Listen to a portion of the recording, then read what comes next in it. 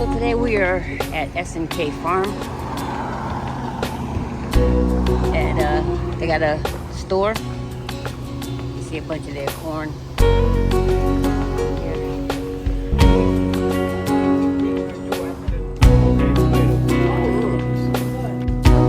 Field being like, hey, do y'all sell beef? And we'd have to tell them, no, we don't. We raise for so and so. You can go, you can go buy it here, whatever.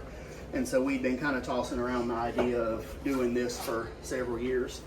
And then when the row crop side of things started going downhill, we were kind of, just kind of looking for something else to venture into, and we kind of fell into this.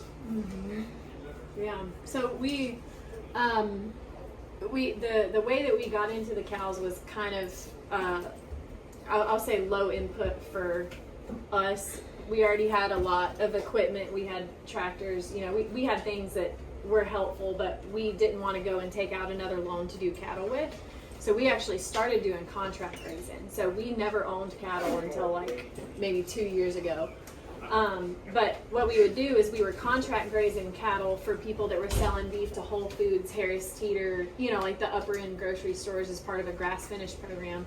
And we fit this very unique niche where a lot of these people can't grow grass in the wintertime. And our land was, Ryan had already got us into growing cover crops for the row crops. And, that goes hand in hand. You sit out there and you look at the grass all winter and you're like, something could eat this. I could get paid for that.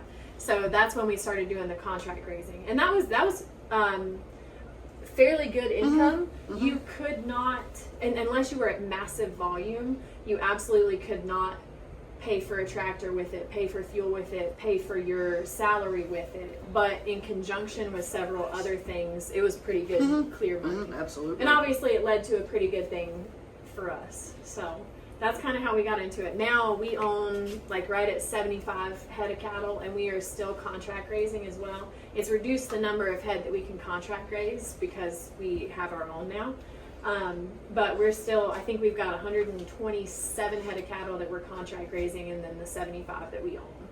And the 75 that we own are a wide variety of sizes, and you'll see that today, because we take beef to the processor to supply the store every other week. So that means I have to have something that I have to have cattle for next week, next month, next year, and the year after that. Most of the cattle that we're taking to the processor, 30 months is kind of the cutoff where it's like, you really need to get this animal that we're buying are weaned. Some of them have been processed.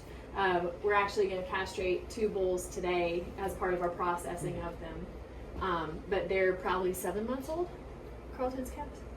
Probably 7. Yeah, so they're 7 months old, and I hope that I get to take them to the processor when they're between 24 and 28 months.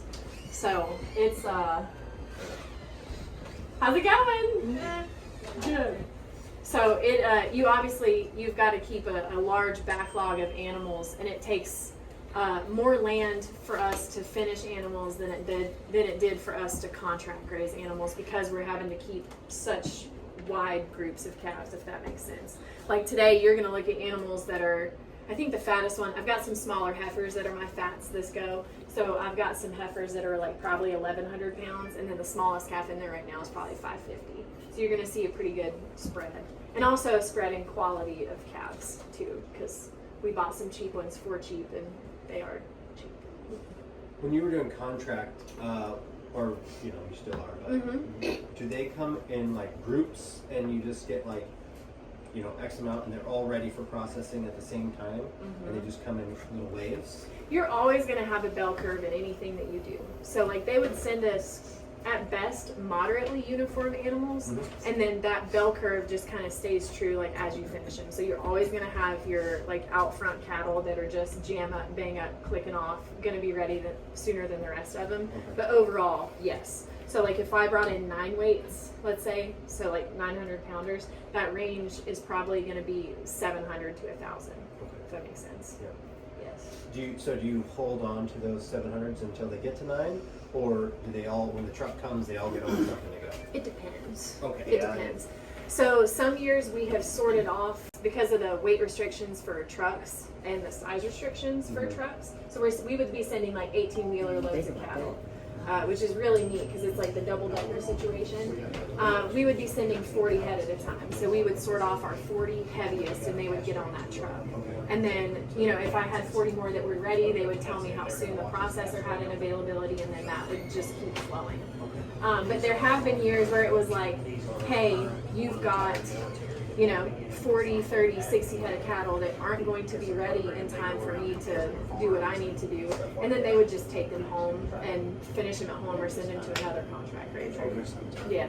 So it's very flexible. Like this year, for the very first time, we're actually contract grazing cattle in the summer. We've never done that before because one couple of the things that really hinder cattle's ability to put on weight is heat and flies.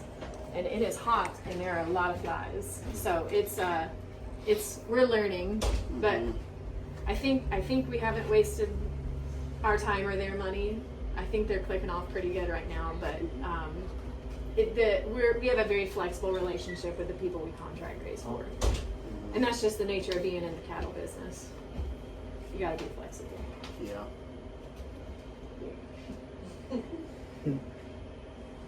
Freezers, but all the beef is what we've raised. The pigs we buy from some neighbors down here of ours. They raise the pigs on pasture. We got somebody that's going to be bringing chicken in hopefully next week. They're waiting on legalities. They were supposed to have chicken in here 3 weeks ago, but we all know how legalities are. They've got them all. They're butchered and processed and sitting in the freezer, but they can't sell them yet because the paperwork's not done. And We love paperwork. And so we carry the milk here that comes from a farmer's co-op in Virginia, and then we carry their ice cream, and then most everything else that you'll see on the shelves is commission based from people in the community. Like y'all may have seen the Task Force coffee here before. That's it's Veterans of America Roastery. So it's a military family that does the beans, and they've got some cold brews here as well. Take a beef to the processor.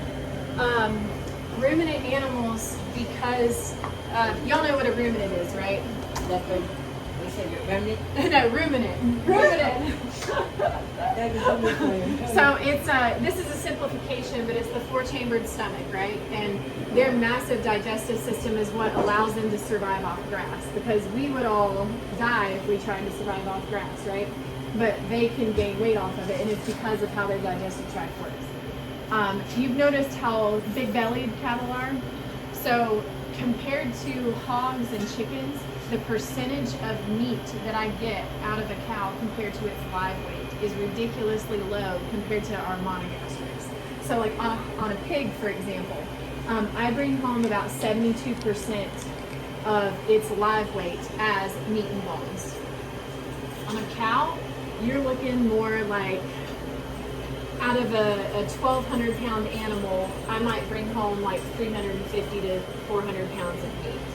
And a lot of that is because their hanging weight, which is like when you take off the head, the forearms, the tail, the skin, did I say the guts already? The guts, the head, all that stuff. When you take all of that out and you just have your hanging sides of carcass, right off the bat, you've already lost at best 40% of their live weight. So when I take a 1,200 pound animal, I hope that animal weighs has a hanging weight of like 700 pounds. And then from there, depending on how you get it cut, because bones obviously weigh a lot, I could be bringing home 40% of that weight, or I could be bringing home 60% of that weight. So it's very complex. Butchery is definitely an art, and you'll see that in the way that like different butchers offer different processes. They offer different cuts. There's a new name for the same cut.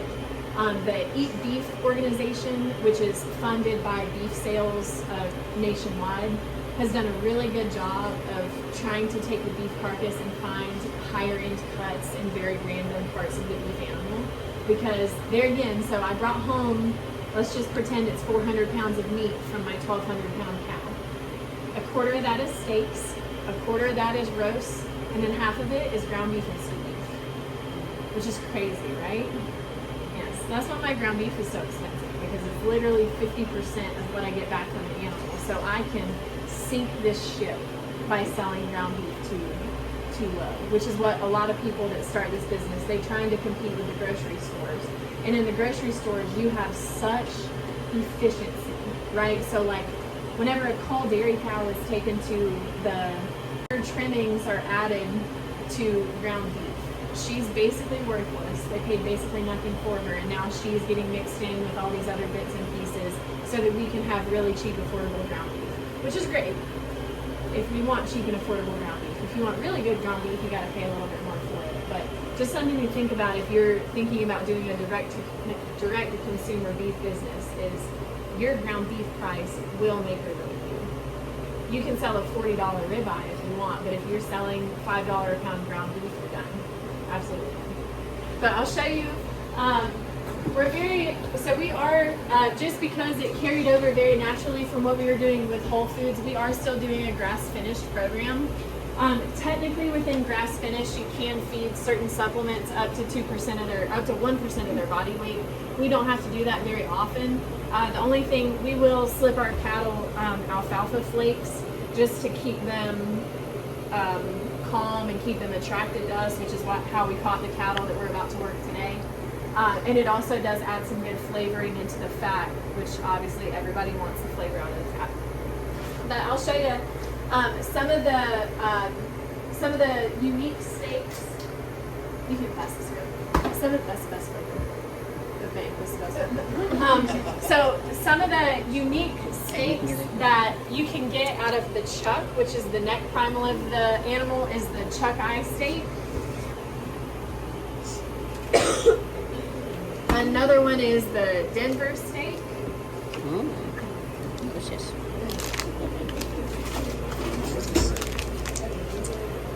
And this in the neck they found like a discount tenderloin, and so this is called the petite tenderloin. You can also get that cut into medallions. So getting those cuts as opposed to just getting a chuck roast helps me increase my profit on that animal by about 10%. With it, it has phenomenal flavor because the neck primal is usually like very fatty, so it has good flavor. It's got a little bit of bristle right there compared to like what you'll get out of a ribeye, but these can be a lot more affordable. Yeah, they are. Within reason. Yeah, so most people are cooking that like they would if they were getting a whole tenderloin, and again, just like looking to save a little bit of money, because that is probably like $60, and a whole beef tenderloin that size would be like $200. So it's just a more affordable way.